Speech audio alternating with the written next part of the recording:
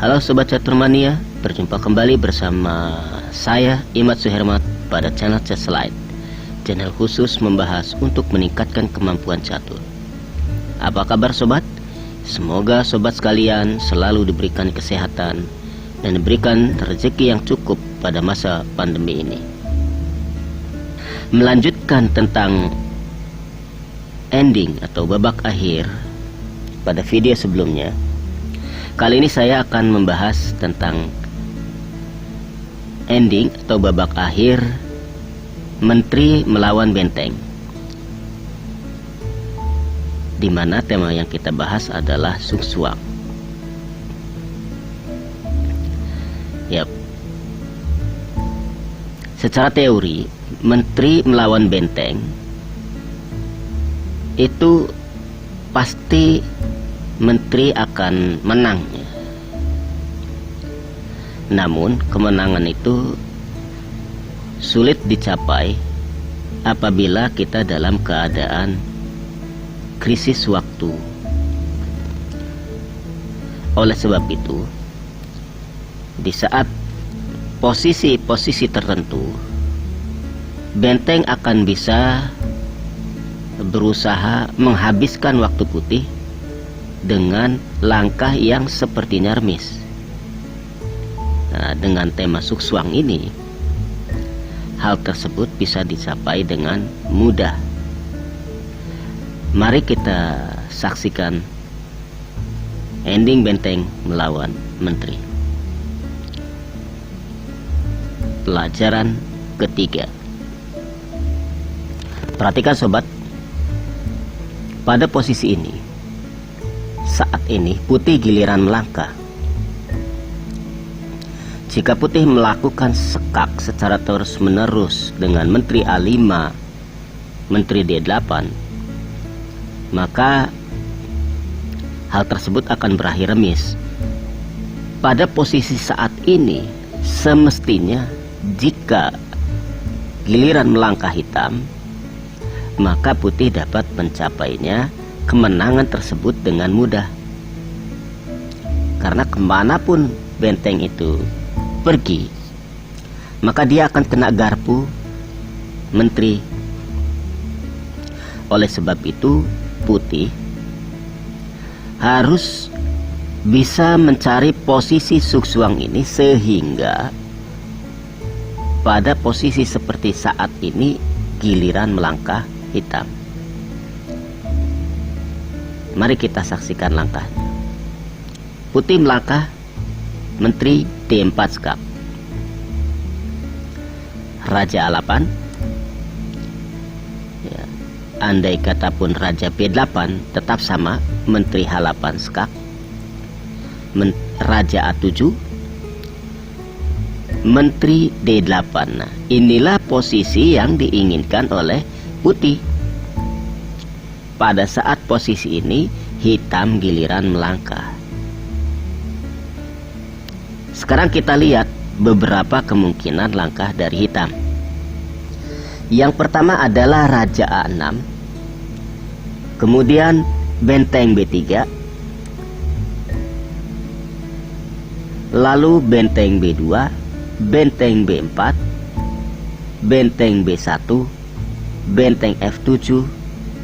Sekarang kita lihat jika Raja A6, maka Menteri A8, Benteng A7 terpaksa ditutup dan Menteri B8. Kemanapun langkah hitam akan kalah. Sekarang kita lihat jika Benteng B3. Jadi pada posisi Menteri D8 tadi, Benteng B3, Menteri F4, Raja A8.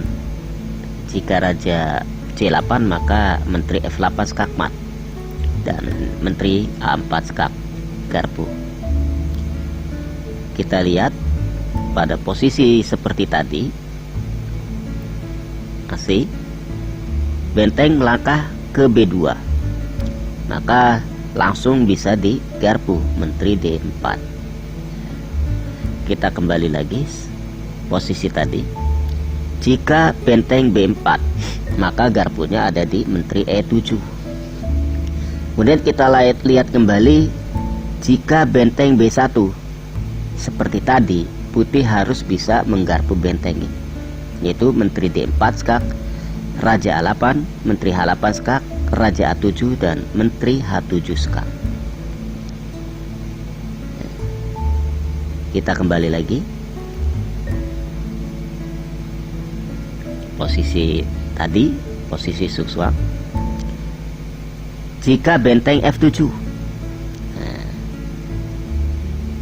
ini menteri D4 skak, raja A8, menteri A1 skak, raja B8, menteri B2 skak, raja A8, dan menteri A2 skak menggarpu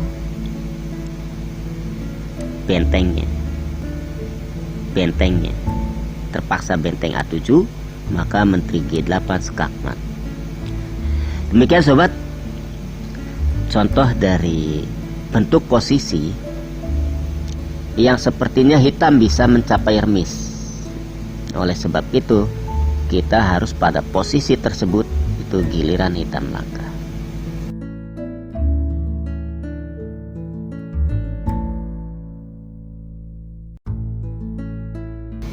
Sekarang kita lihat pelajaran keempat.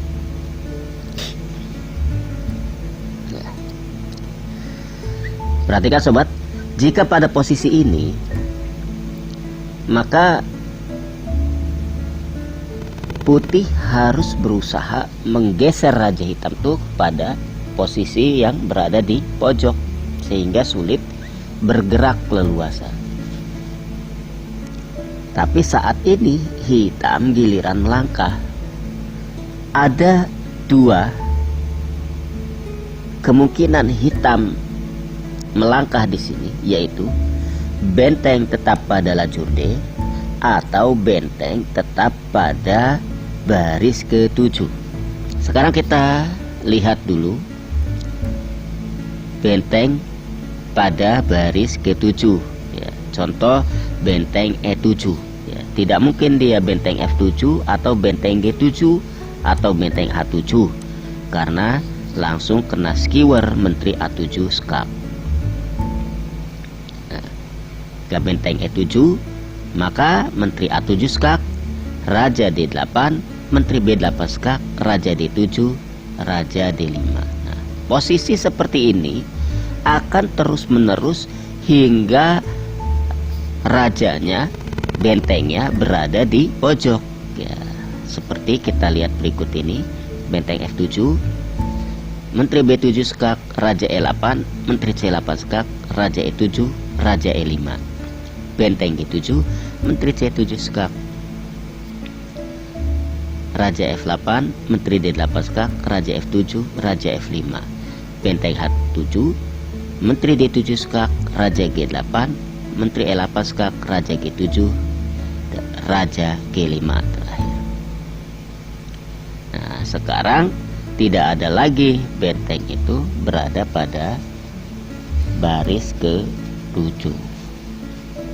Terpaksa tidak ada jalan, dia melakukan langkah benteng H8, lalu menteri E7 skak, raja G8, dan raja G6.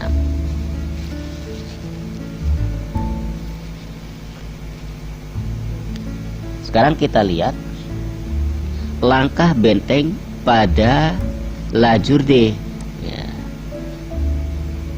Sebagai contoh benteng D1, maka putih harus bisa menggarpu benteng tersebut sehingga nanti posisi benteng tersebut akan terkena suksuang. Kemanapun melangkah dia akan rugi. Langkahnya adalah menteri A5 skak, raja C8. Jika raja B8, maka menteri B4 skak, terpaksa raja C7, Lalu Menteri F4 skak, Raja D8, Raja C6. Benteng tidak bisa melakukan skak di C1.